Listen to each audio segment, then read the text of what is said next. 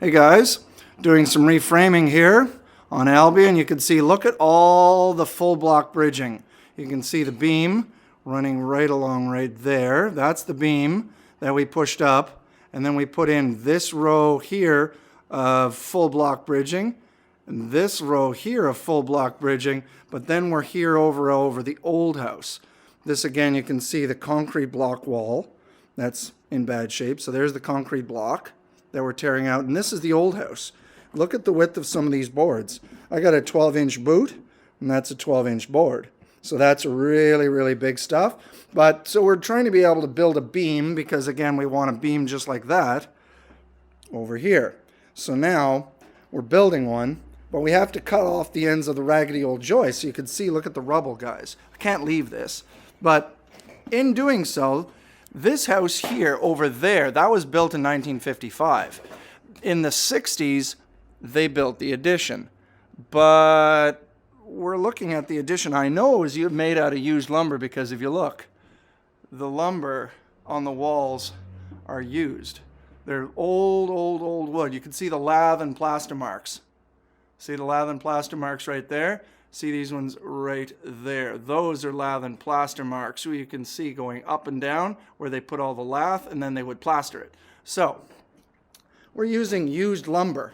So we're not using it, but we found it in the renovation.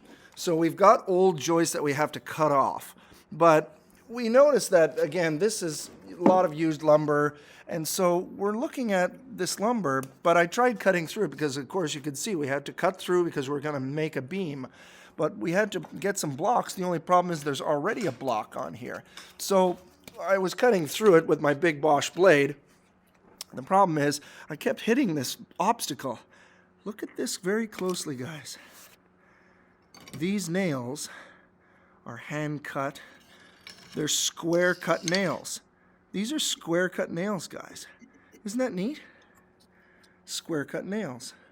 Same thing, square cut nails. So they actually used this block in the original house from probably the 1800s, and then had this filler piece. They had the filler piece, exactly. So this was not put on in the 60s.